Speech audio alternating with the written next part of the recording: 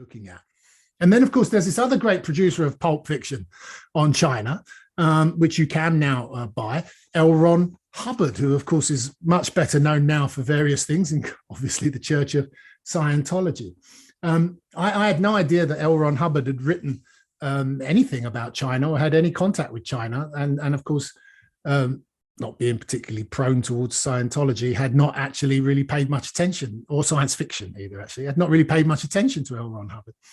And I happened to be on a book tour in America and was in Dayton, Ohio, at a bookshop. And afterwards, a member of the Church of Scientology came up to me and said, and gave me a set of Pulp Fiction short stories by L. Ron Hubbard, which something called Galaxy Press, which I believe is a publishing house owned by the Church of Scientology, actually published. And most of them have sort of dragon in the title, and they've given them very good pulpy covers. You can get them as ebooks, actually, I noticed the other day on Amazon or elsewhere. And I sort of, stuck traveling around America in hotel rooms. I read them, and I was sort of quite surprised as to how interesting they were, which prompted me to sort of look into L. Ron Hubbard's background to see what it was. And it's sort of quite interesting because there is the official L. Ron Hubbard story about everything, including a visit to China. And then there's the truth. So L. Ron Hubbard claims that he worked across the Far East on a tramp steamer moving between Japan and Java. And that he got to know Shanghai, he got to know Beijing, he got to know the Western Hills area around Beijing, that he went inland and tussled with Mongolian bandits, that he spent time with Tibetan shamans. And he claims to have met a character called Major Ian McBean of the British Secret Service in China.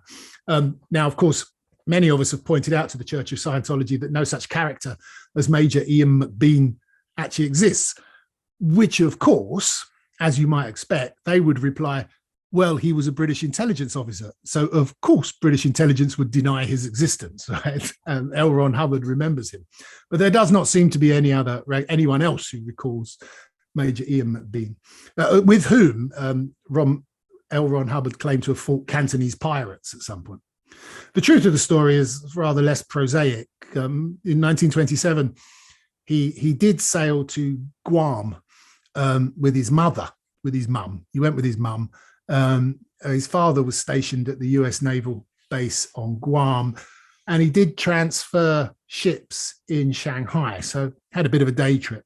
In 1928, he revisited his dad, and he did take a side trip, as many people did when boats went through Tianjin to Peking with his parents, and did do a trip to the Great Wall.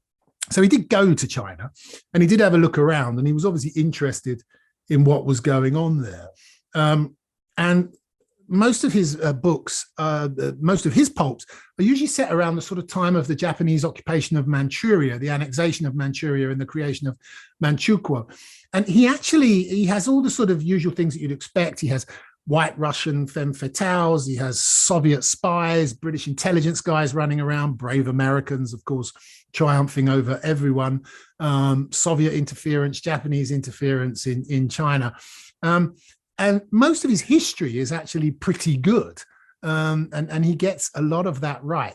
So if you like reading a bit of pulp and L. Ron Hubbard intrigues you, he is there if you want to have a look at him.